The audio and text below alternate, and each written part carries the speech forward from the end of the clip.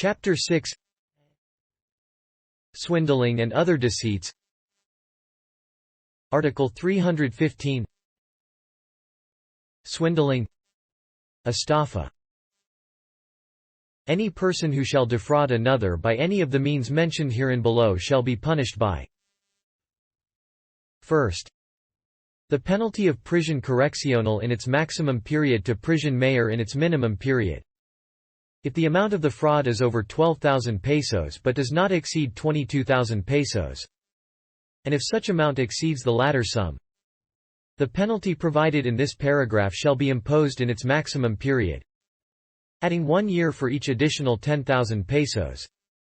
But the total penalty which may be imposed shall not exceed 20 years. In such cases, and in connection with the accessory penalties which may be imposed and for the purpose of the other provisions of this code, the penalty shall be termed prisión mayor or reclusion temporal, as the case may be. Second, the penalty of prisión correccional in its minimum and medium periods. If the amount of the fraud is over 6,000 pesos but does not exceed 12,000 pesos. Third, the penalty of arresto mayor in its maximum period to prisión correccional in its minimum period. If such amount is over 200 pesos but does not exceed 6,000 pesos. And fourth, by arresto mayor in its medium and maximum periods. If such amount does not exceed 200 pesos. Provided that in the 4 cases mentioned, the fraud be committed by any of the following means. 1. With unfaithfulness or abuse of confidence, namely a.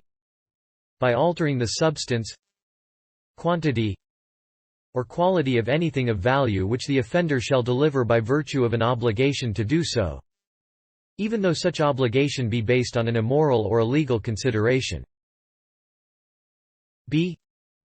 By misappropriating or converting, to the prejudice of another, money, goods, or any other personal property received by the offender in trust or on commission, or for administration, or under any other obligation involving the duty to make delivery of, or to return the same, even though such obligation be totally or partially guaranteed by a bond, or by denying having received such money, goods, or other property.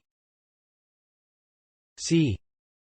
By taking undue advantage of the signature of the offended party in blank, and by writing any document above such signature in blank, to the prejudice of the offended party or any third person. 2. By means of any of the following false pretenses or fraudulent acts executed prior to or simultaneously with the commission of the fraud. a.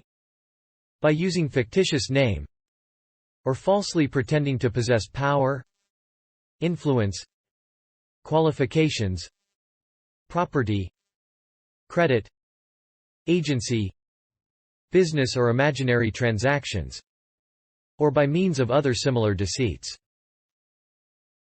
b. By altering the quality, fineness or weight of anything pertaining to his art or business. c.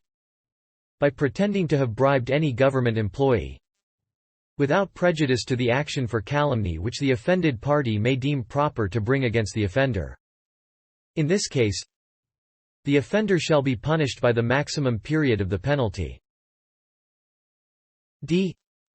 By post-dating a check, or issuing such check in payment of an obligation, the offender knowing that at the time he had no funds in the bank, or the funds deposited by him in the bank were not sufficient to cover the amount of the check, and without informing the payee of such circumstances. 3. Through any of the following fraudulent means. a. By inducing another, by means of deceit, to sign any document. b. By resorting to some fraudulent practice to ensure success in a gambling game. c. By removing, concealing or destroying, in whole or in part, Any court record, office files, document or any other papers.